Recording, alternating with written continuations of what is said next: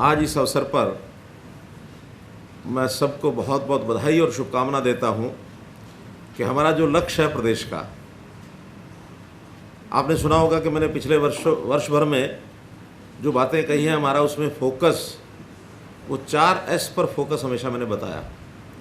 और 4S में शिक्षा, स्वास्थ्य, सुरक्षा और स्वावलंबन, अभी 4S थे जिनके ऊपर हम काम कर रहे हैं लगातार। शिक्षा पर बराबर काम हो रहा है, स्वास्थ्य पर बराबर काम हो रहा है, स्वावलंबन, लोगों को अपने रोज़गार मिले, अपने पैरों पर खड़े हों, और सुरक्षा के नाते भी सब चीज़ें ठीक की जा रही हैं।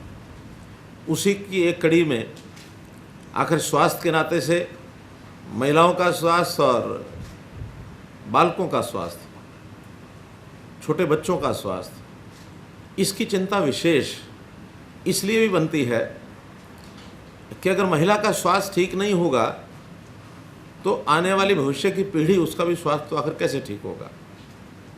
एक स्वस्थ महिला ही एक स्वस्थ बच्चे को जन्म देती है। तो इसलिए जो भी ये समस्याएं हैं, विशेष तौर पर अनीमिया की समस्या कुछ इलाकों में तो बहुत ज़्यादा देखने को मिलती है। तो इस अनीमिया प्रभावित जो भी हमारी माताएं, बहनें, बालिकाएं हैं या जो छोटे बच्चे हैं, इन सब की ओर मैं सबसे पहले तो हमारे जो डिप्टी कमिश्नर्स हैं, उपायुक्त महोदय हैं, उनको इस बात के लिए ज़रूर आग्रह करूंगा कि जो तालिका है उस तालिका में आपका स्थान कहाँ है। आप रैंकिंग में पूरे प्रदेश में 22 जिलों में कहाँ खड़े हैं। अगर संयोग से आपका स्थान थोड़ा अच्छा है तो जितना ध्यान देना बताया जा रहा है उतना तो ध्यान देंगे ही, लेकिन अगर तालिका में आपका स्थान बहुत नीचे है तो वहाँ के जितने भी उपायुक्त महोदय हैं इस योजना को अपनी फ्लैगशिप प्रोग्राम के अंतर्गत ला करके, और वहाँ कैसे महिलाओं में और बच्चों में ये अनीमिया की जो समस्या कैसे हल हो, इसके लिए आपको विशेष प्रयत्न करना पड़ेगा।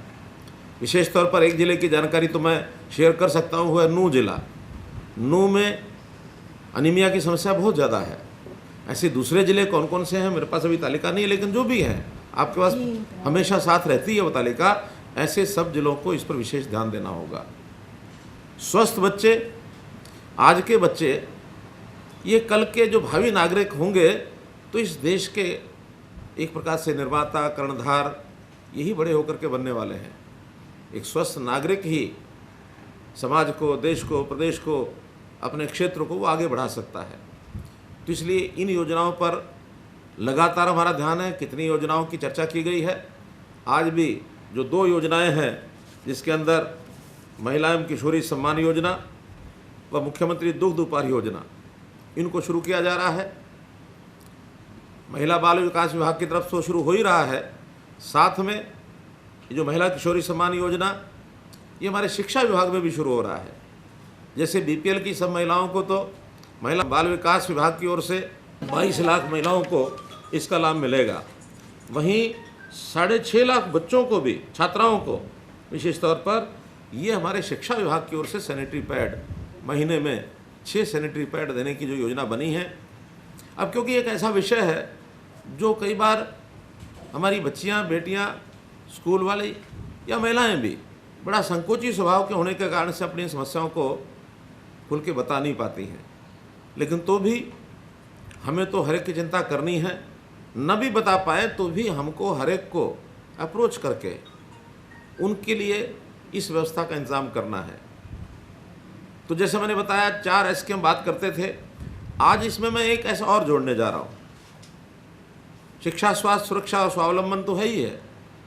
आज मैं स्वाभिमान की बात भी करने जा रहा हूँ, क्योंकि बहुत से ऐसे समाज में समस्याएं होती हैं जिसके लिए स्वाभिमानी व्यक्ति किन्हीं भी कारणों से वो आगे बढ़ करके सरकारी सेवाओं का लाभ लेने के लिए आता नहीं है। हमें लगा कि अगर वो नहीं आता तो भी उसको लाभ पहुंचना ही चाहिए। तो हमने इस 1 वर्ष में लगातार प्रयत्न करके कल उसका एक लॉन्च किया, और वो है परिवार पहचान पत्र। और उस पहचान पत्र में सभी सदस्यों के नाम होंगे, डाटा होगा, और डाटा में हर सदस्य की, हर परिवार की क्या कठिनाई है, क्या समस्या है, उसकी शिक्षा में कठिनाई उसको कोई है, शिक्षा का स्तर क्या है, स्वास्थ्य की कठिनाई है, स्वास्थ्य का स्तर क्या है, आजीविका की कठिनाई है, आजीविका का स्तर क्या है, कितनी उतनी उसकी आजीविका, कितना उसका इनकम है, ये सब चीज़ें हम उसके अंदर डाटा वाइज इकट्ठा करने वाले हैं।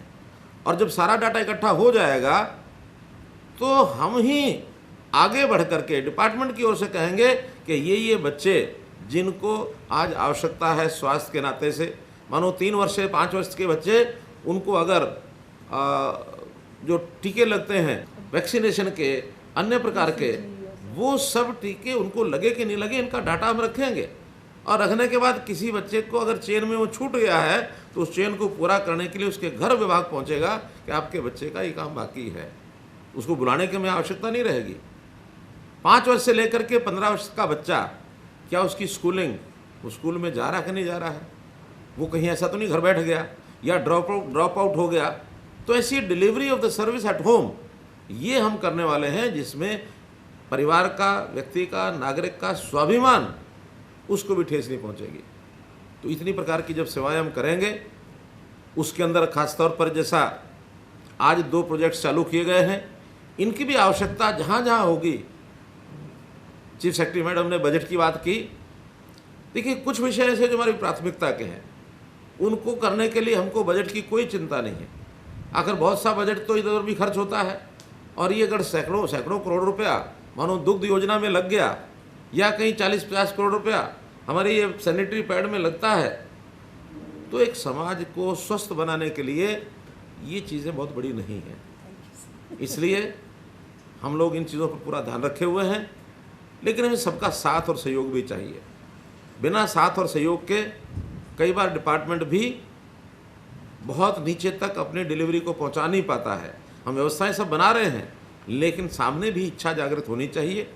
इसके लिए मैं सरकारी ऐसी संस्थाएं जो महिलाओं के लिए, शिशुओं के लिए, बालकों के लिए, बहनों के लिए, माताओं के लिए, ये जो सेवा, स्वास्थ्य सेवा के नाते से सरकारी बहुत संस्थाएं बनी हुई हैं। हमारी ज्योति बहंदा जी बैठी हैं, ये बहुत प्रकार की सेवाओं के लिए अपना एक विजन रखती हैं। और बहुत संस्थाएं हैं, तो मैं इनका नाम ले दिया, बाकी संस्थाएं बहुत हैं, NGOs बहुत हैं, सरकारी गैर सरकारी संस्थाएं, वो भी इस विषय में बहुत सा स्वास्थ्य का काम कर रही हैं।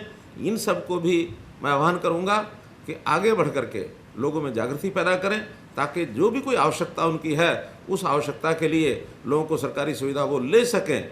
इस प्रकार का काम भी हमको करना चाहिए।